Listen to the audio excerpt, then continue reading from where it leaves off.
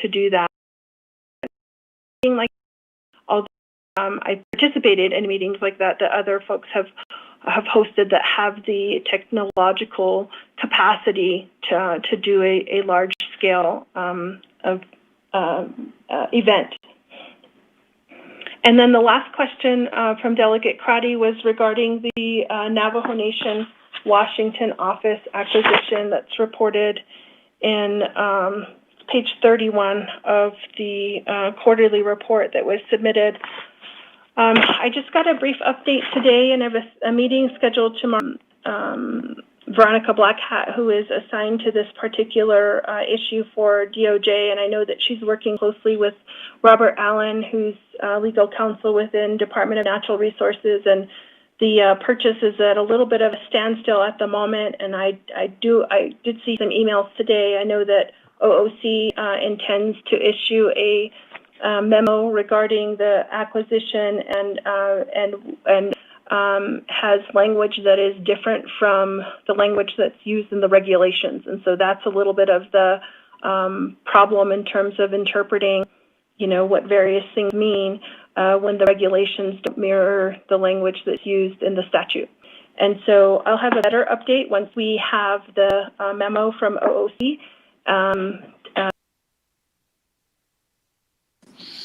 Thank you. With that, now we've got some new players. Honorable Otto So.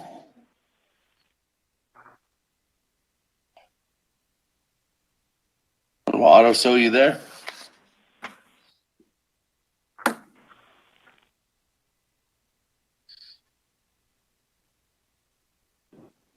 Do you hear me? Okay. Thank you very much. Just a couple of things. I guess if you could provide the council or good evening, Madam Attorney General. What I would like to do is I would like to see if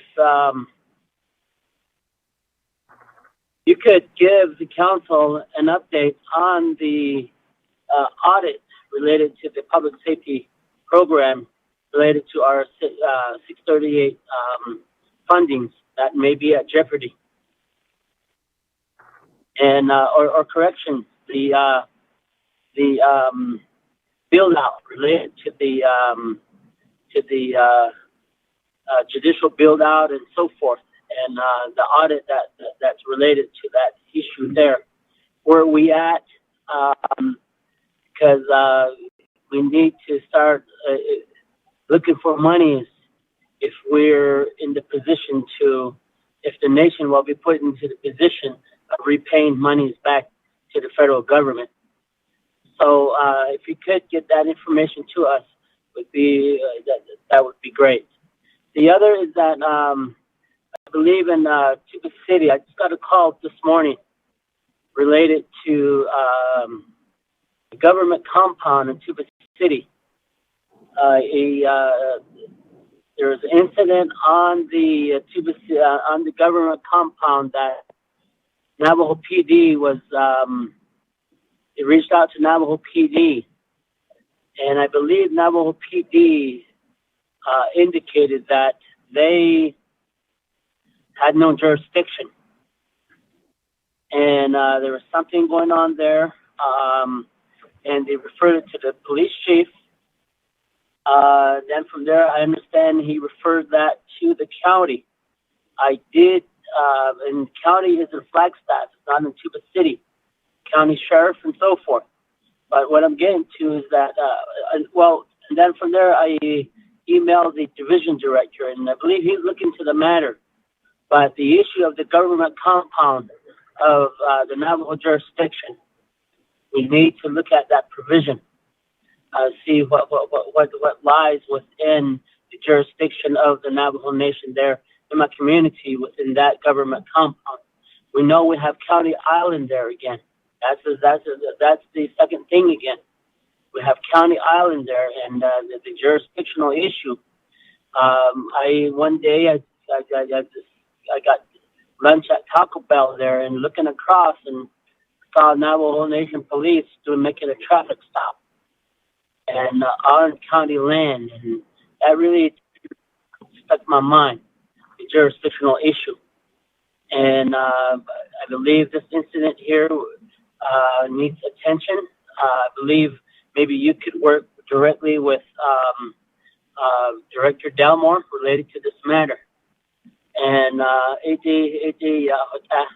other than that, let me go ahead and turn my reserve my time.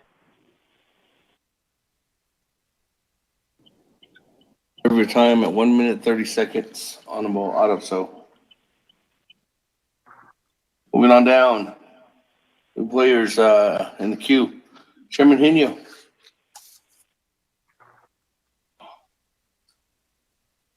Good evening, Speaker Damon. 24th Navajo Nation Council, I see Tani, they give reports of now there's no plane though.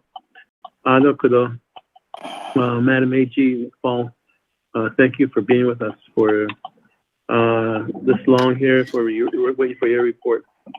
I was just listening to all the comments, the questions, and just kind of thinking, okay, that's the question I wanted to ask, but then listening to your responses. So at the same time, I'm just kind of going through my email. I saw something very disturbing. It was an email from you to the council, and also in your dialogue with our Chief Legislative Counsel, Ms. Barba. And it's really disturbing to know that when there are attorney-client privileges and memos are written, there are executive sessions held, that there's always somebody that wants to undermine the whole process, and either to get their name in the paper or to be quoted and be in the limelight, so to speak, and to release and leak out sensitive information that would have a future impact on either negotiations or legal matters that are happening on the Navajo Nation. So I understand you pointed out 3 areas where there was a leak from people's attorney-client privilege sessions. So I'm just hoping that you conduct and begin an investigation to pinpoint where the source of that leak was. And that way we could have a better control or handle on this, because the fact that legal matters are very important, but we need to be sure that they are kept in confidence, and especially with the people that are involved in that. Just wanted to point that out, Ms. McFall. I don't need a response, but I'm just hoping that you begin the process of an investigation on this. To the Speaker, Damon, I'm going to reserve the rest of my time. Thank you. Reserve the rest of your time for 2 minutes and 20 seconds. Moving on down. Honorable Slater. And I'll come back to you, Madam AG. Thank you, Speaker. Madam AG, since I'm sorry, my phone has been going in and out all night, and I apologize if I'm asking a question that's already been asked. But the last I'd heard, you said that the report will be completed tomorrow regarding the line item veto authority. And since it will be reported tomorrow, I'm sure there's some conclusions that have been made. And without going into detail, since I'm sure that's being tightened up, can you let us know whether the president's line item veto authority was, or line item vetoes of CMR 4420 was within the bounds of his line item veto authority? I reserve my time, Speaker. Thank you.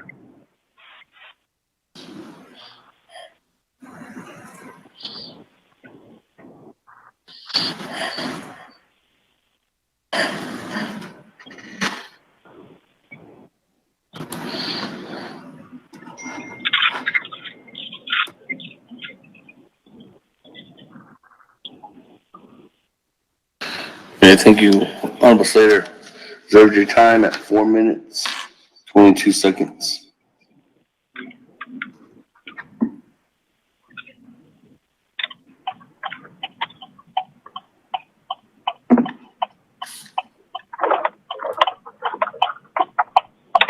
Go ahead and move on back now. Madam AG, go ahead.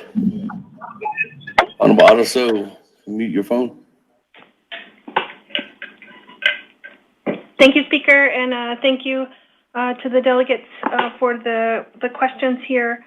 Delegate Addison asked about providing an update to the Council on the U.S. DOJ audit, and we did provide an update during this quarter to the Law and Order Committee, and I'm happy to share. We do have a written update regarding the status of the U.S. DOJ audit, and I can just have this scanned and I'll forward it to the entire council.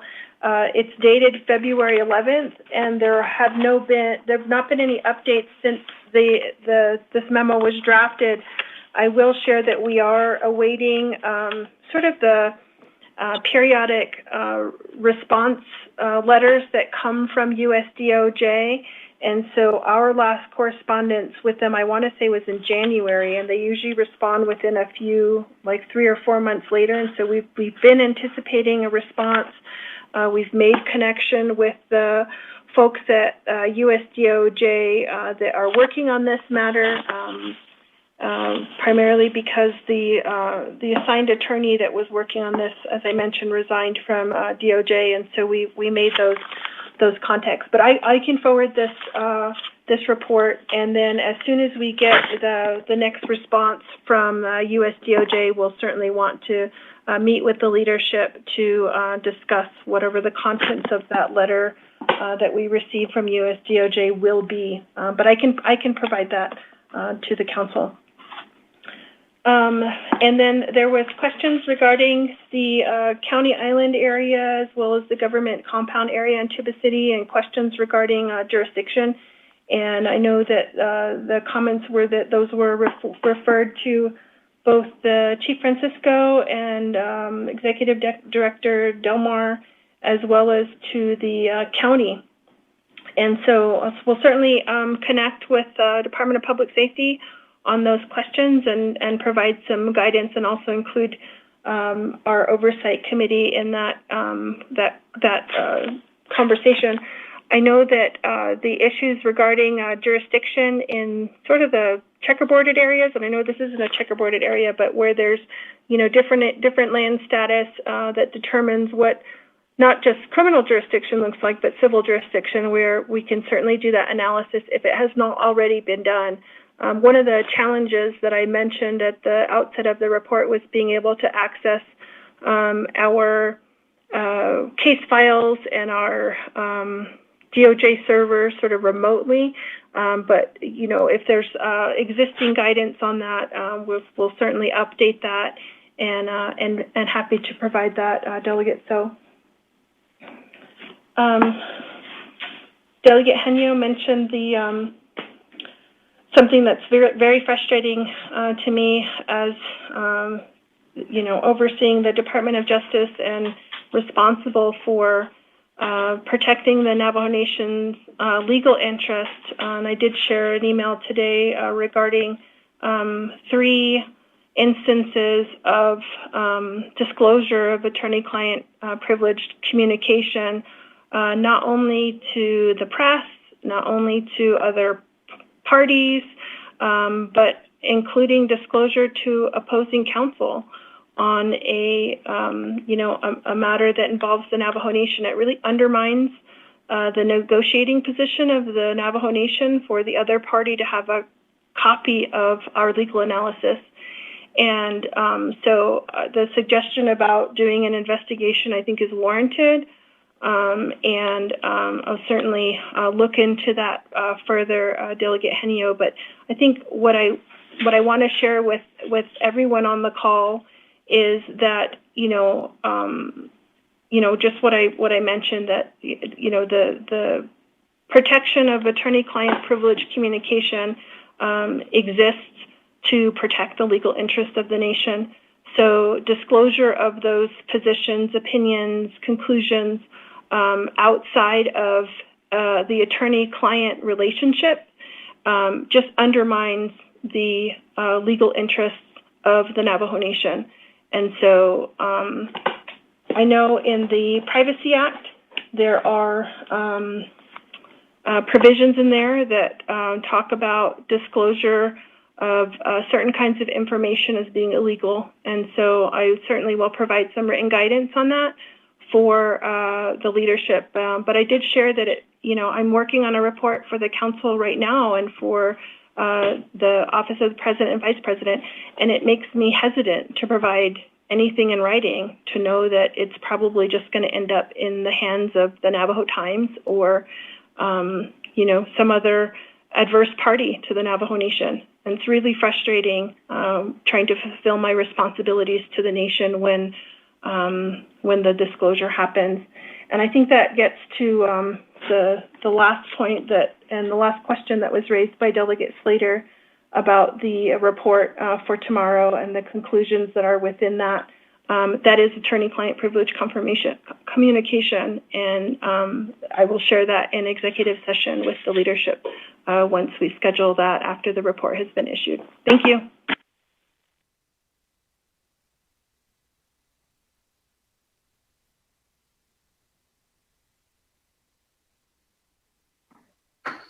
Thank you. With that, I don't have anybody else in the queue, so we go back to reserve time.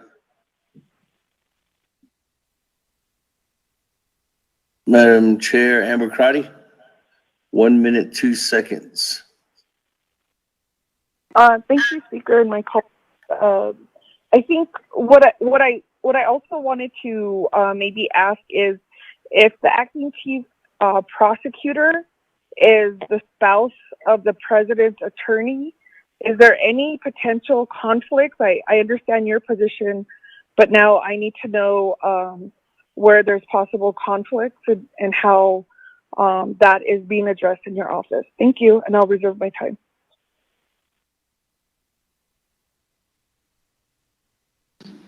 How much? 35 seconds, Madam Chair. Amber Crotty, on reserve time.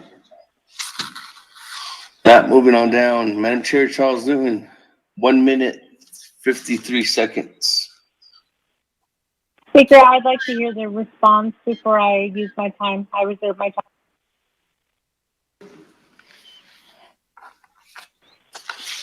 Reserve your time at 1:50. Moving on down. Honorable Otto So, 1 minute, 30 seconds, unreserved time.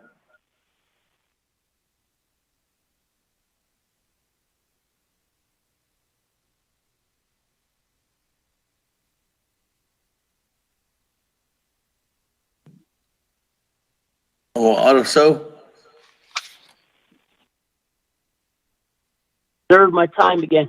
Thank you. Okay, And reserve my time. got it.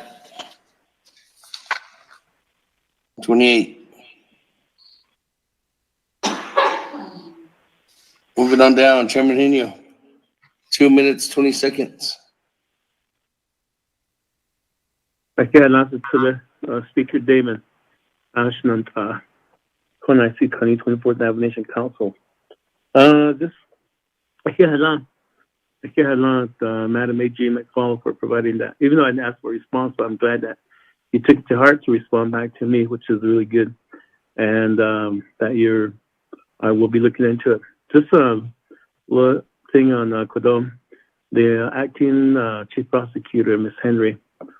She is assigned to the Rama district, and I think that sometimes I feel sorry for Mr. Henry because she's always coming back late. When I'm driving back late back to Rama, I always see her coming back after 7 o'clock or close to 8 o'clock, be coming back home. And then on weekends when I'm driving, I see her vehicle parked at the prosecutor's office. And then on Sundays, usually there sometimes or not, but I think she's really dedicated. I've worked with her. I'm probably becoming a delegate at some pro bono cases, criminal cases that were assigned to me. And I mean, she's a really, really hardworking lady. And you're very blessed to have her within your, as part of your team. So just wanted to point that out. Reserve my time, Speaker.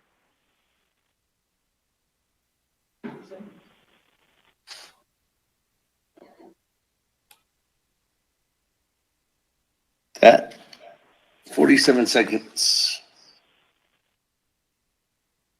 Moving on down, Honorable Slater, 4 minutes, 22 seconds. Thank you, Speaker.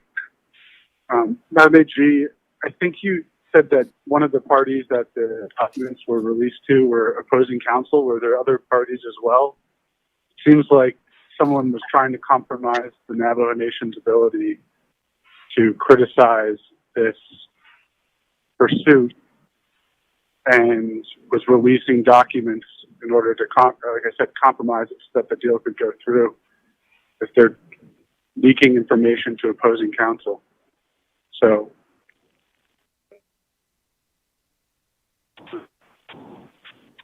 I am kind of incredulous because I feel like if I'm a Navajo citizen, and this is moving on to the line item veto issue, you know, how am I supposed to understand what's going on in the government if everything's going to happen behind closed doors? So I just hope that there is some sort of report that can be publicly released. And if that's not the role of the Department of Justice, then there does need to be some entity of government, maybe it's the Office of Legislative Counsel that can expound upon this whole issue. I've tried to communicate this with my citizens and explain that, well, an opinion has been requested of the Attorney General, and when that comes out, we'll have more clarity on how we can proceed. But if the information that we're going to have to rely on is privileged and we can't share that publicly or express what logic we're using, then kind of seems like a fruitless endeavor to ask for an opinion in the first place. So I guess I just need help understanding what is going to come of the opinion. Like, could it be relied upon legislatively? I reserve my time, Speaker. Okay, thank you, Honorable Slater. 2 minutes, 22 seconds. We'll go back to you, Madam AG. Thank you, Speaker, and thank you for the questions. The Delegate Cruddy and Henio raised comments and questions relating to the current acting chief prosecutor, Jen Henry, and I think one of the direct questions was whether she's the spouse of the president's legal counsel, and my understanding is that is yes.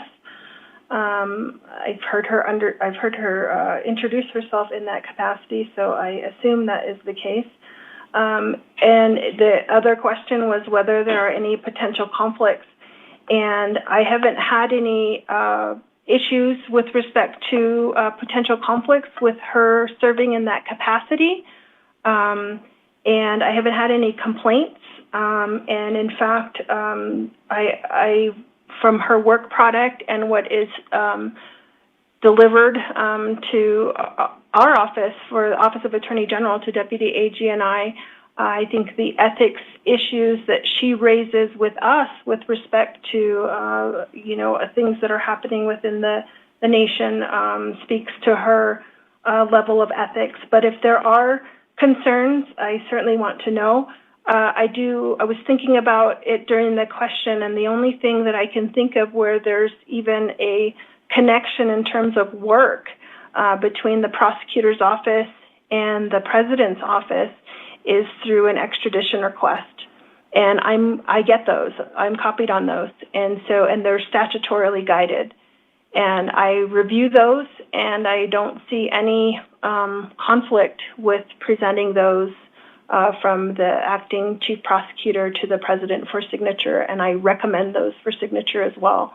But if there are specific issues of conflict or ethics, I would certainly like to receive that information so that I can address that. And I really appreciate Delegate Henio speaking to his personal knowledge of Ms. Henry and working with her directly. And she's a very dedicated employee to the department and to the nation as a whole.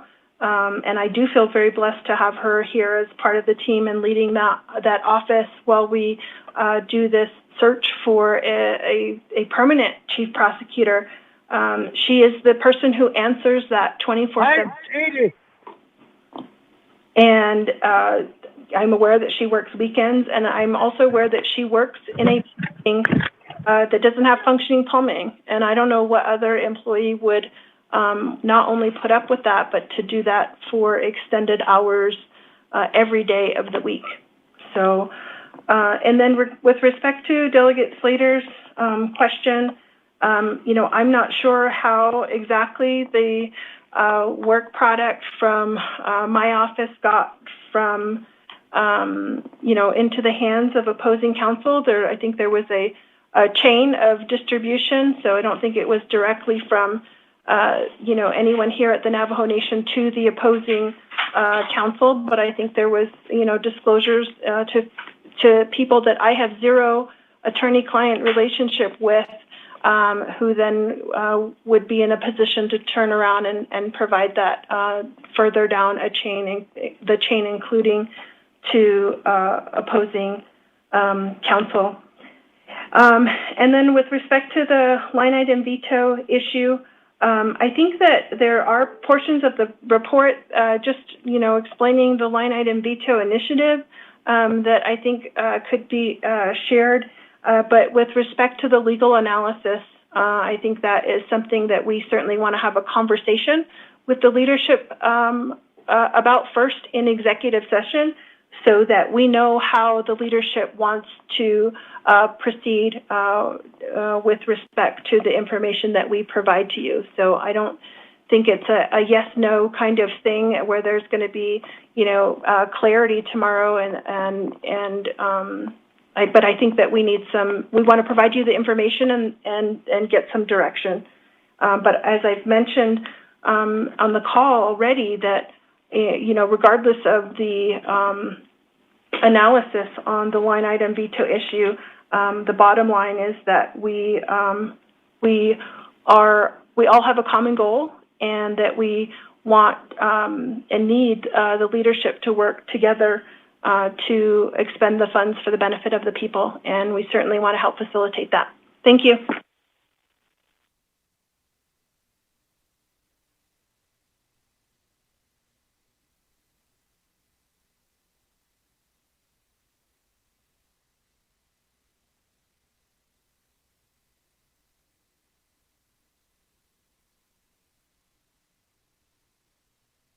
Thank you, Madam AG. My colleagues, I don't have anybody on the board, so let me go back to reserve time. Madam Crotty, 35 seconds.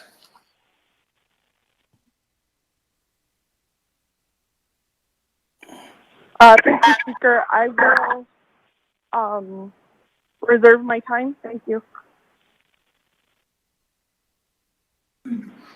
Reserve your time at 33 seconds.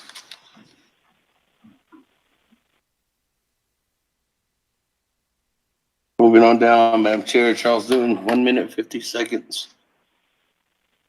Reserve my time.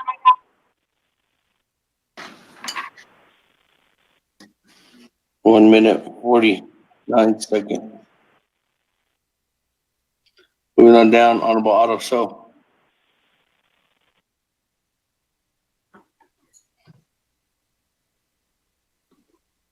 Thank you very much, Speaker. 1 minute, 28 seconds. Okay, thank you.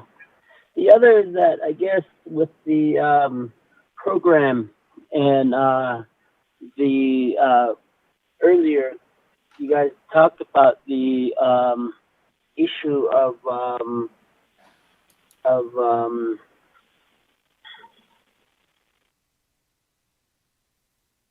the Title 17 work group.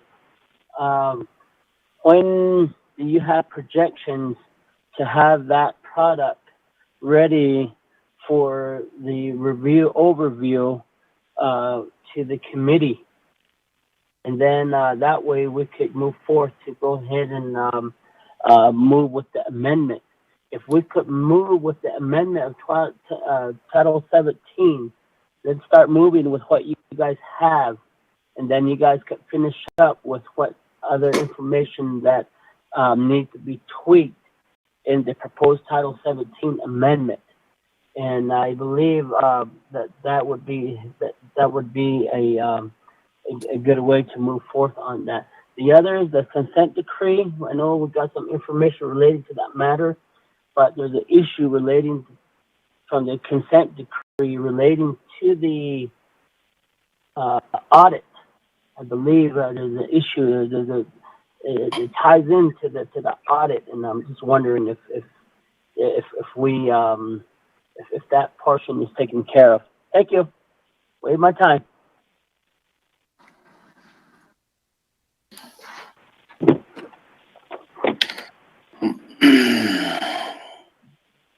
With that, colleagues.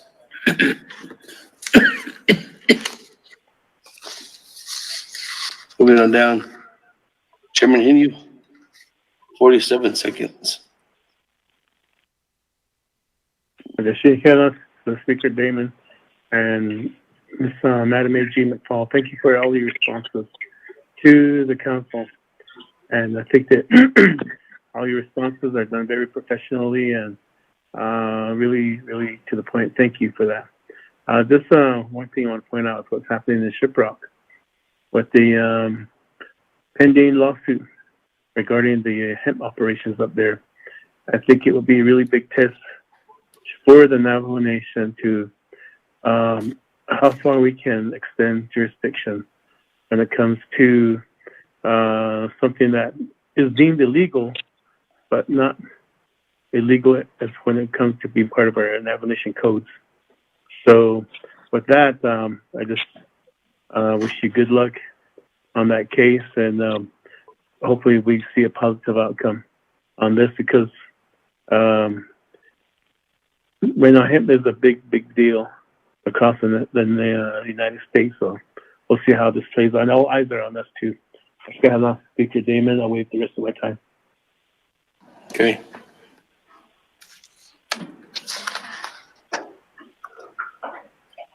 Moving on down, Honorable Slater. 2 minutes and 22 seconds. Thank you. Tomorrow, I guess I'd like to see an understanding of how to get information public. I thought that opinions of the Attorney General are public according to NNC 1965, and I'll be asking about that again tomorrow morning. So, thank you very much, Madam Chief.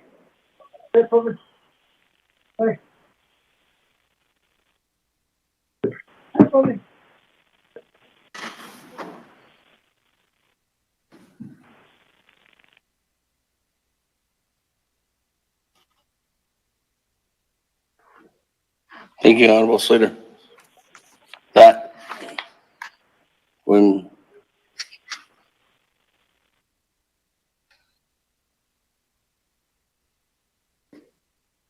back to Madam AG, I think there was a question and comment by Honorable Otto So and Honorable, I don't know if it's more of a comment from Chairman Hinu. Okay, thank you, Speaker. And thank you, Delegate So and Henio and Slater for the follow-up there. Regarding the Title 17 work group and, what product was ready, there was a proposed draft during the last administration, and so we've provided all that information to the Office of Legislative Counsel, who is assuming the Title 17 work. And, we're happy to help with that however we can. And I mentioned earlier in the report that you know, a lot of the decisions that go into the just like any code provisions that the council's working on, it requires the input and the policy direction from the leadership. And so we can propose, you know, various options and alternatives, but we really need the policymakers to make some decisions with respect to the changes that are going to go into Title 17. And I know that that had been pending with DOJ for a while, and you know, we not only oversee the prosecutor's office, but we represent the Department of Public Safety. And you know, there are some issues where those two might not necessarily be on the same page, and that's fine. We can present both of the, you know, sort of changes that each of those offices would want with respect to any particular provision, but determining what ultimately gets enacted is really a policy question for the council. And so that's part of the reason why the work was transitioned to the Office of Legislative Counsel, but we're happy to help and facilitate that however we can to provide input and to help guide those discussions so that important decisions can be made. But there was a proposed, and that certainly is the starting point for moving amendments forward. And I think the other question from Delegate So was regarding the consent decree and how that relates to the US DOJ audit issue.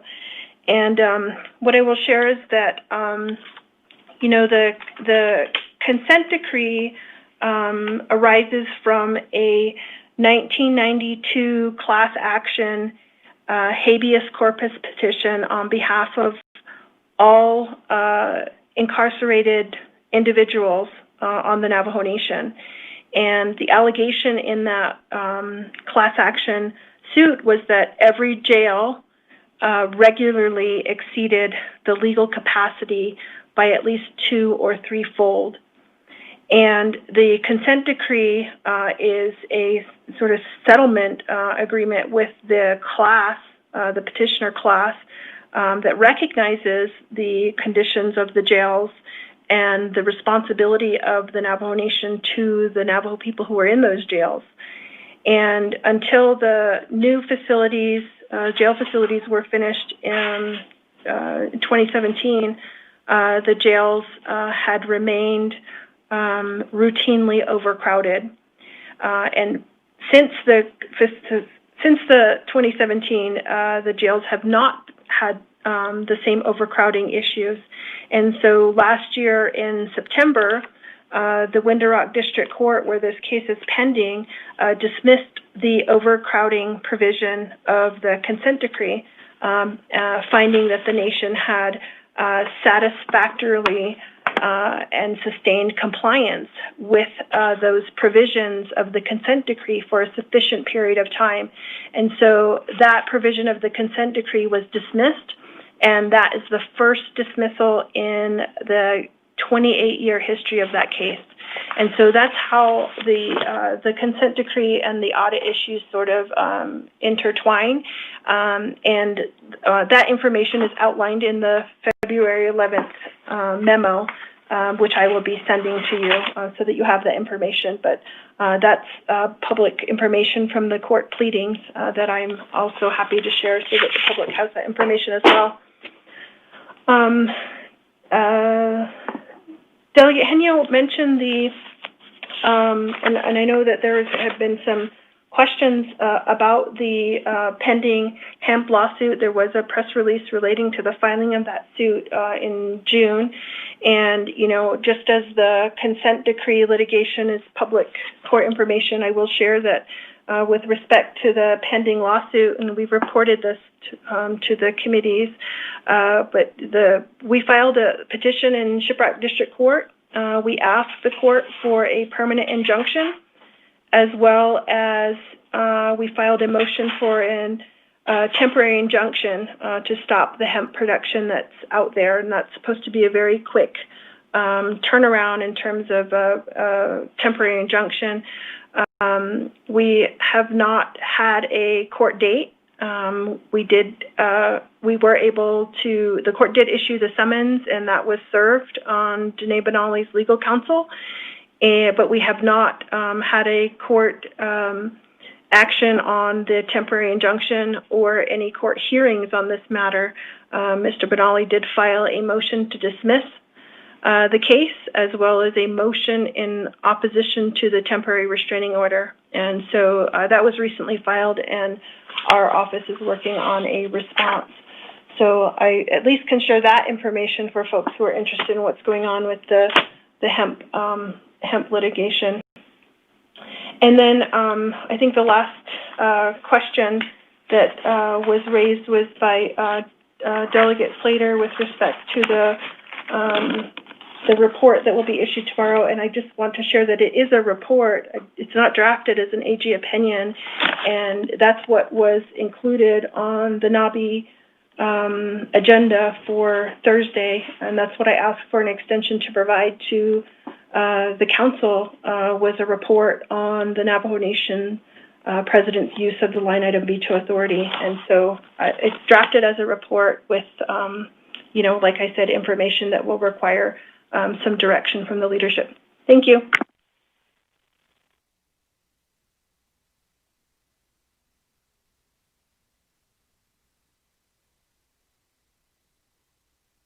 Thank you, MAG.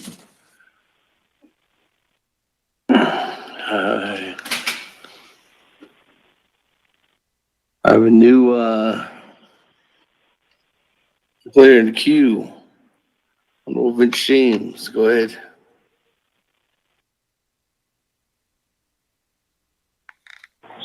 Yeah, that's another hello, it's another 20 on as well. So I think not in the AG in regards to the chief prosecutor position. Have you guys looked into reclassifying that position? The reason why I ask is because when you look at the the job vacancy announcement that's currently posted under DPM, it has amendment qualification, and then the items that you indicated that needs to be like the one that's special, it's under special requirement. It indicates that they have to be a resident, so forth. All of those are all under special requirement. That's not under the amendment qualification.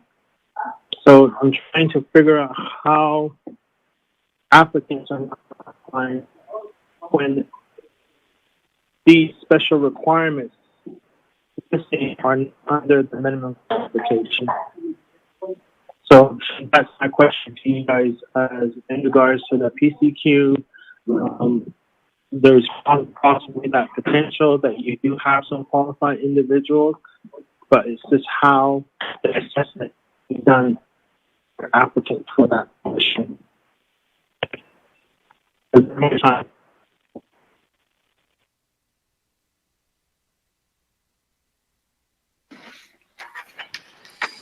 That James, 3 minutes, 33 seconds on reserve time. Go back through reserve time.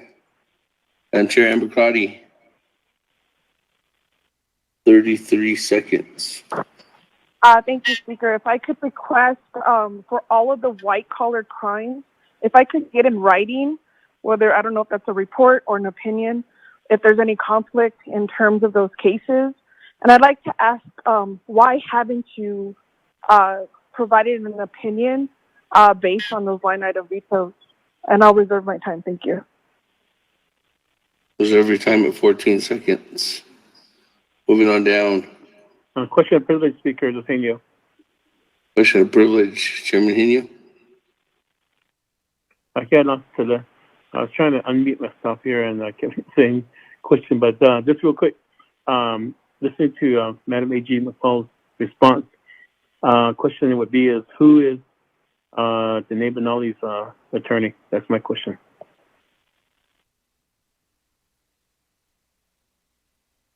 Question of privilege, Madam A.G. Sure. Danae Benally's attorney, we got word from David Jordan that he's authorized to accept legal service on behalf of Mr. Benally, and so that's who we served the summons to, not only for the hemp litigation, but some other non-hemp related litigation involving Mr. Benali. Thank you. Okay, thank you. That, moving on down on reserve time, Madam Chair, Charles Newton, 1 minute, 49 seconds. I reserve my time. Reserve time at 1 minute, 48 seconds. That, Madam AG, I'll go back to you.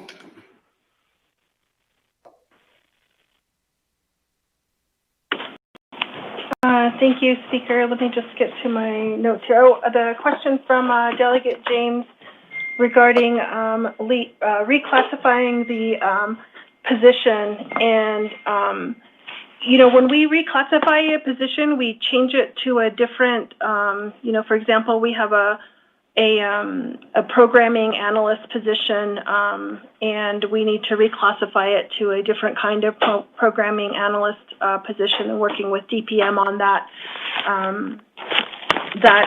process, which that's actually a real story, and that has been pending since for the past 4 months to have a analyst position reclassified. And so there is a process for that and some delay. But for the chief prosecutor position, I don't know what we would reclassify it to, because it's a position that is provided for in the code under Section 1973 that requires a chief prosecutor. And so I don't know what I would reclassify it to in terms of a different position. I guess you know, we could, and we did look at the JVA requirements in terms of what the minimum qualifications were. And so we certainly could change, for example, the level of experience required, the, you know, the number of years in practice, the requirement for supervisory experience, for example. Those are all sort of things that we can change in the JVA. But the special requirements that you mentioned are what I was mentioning before, that come directly from the code in that section I mentioned, that require the position to be, it says, you know, the Office of the Prosecutor, as established by this article, shall be headed by a chief prosecutor who shall be a member of the Navajo Nation and have original domicile upon the Navajo Reservation or land under the jurisdiction of the Navajo Nation courts for a term of 6 months immediately preceding his or her appointment as chief prosecutor.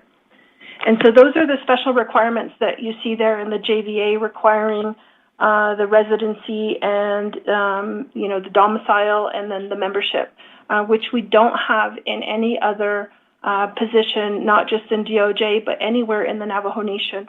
So I hope that answers your question. And Delegate Crotty asked for a report from White Collar Crime on conflicts regarding their cases. And I'm not sure if I understood the question correctly, but you know, when the White Collar Crime has a conflict in terms of an investigation that is outsourced to a special investigator or a special prosecutor, and I'm not sure if you're asking for a report on those particular cases, but you know, I'm certainly happy to provide that information if that is if I'm understanding the question correctly.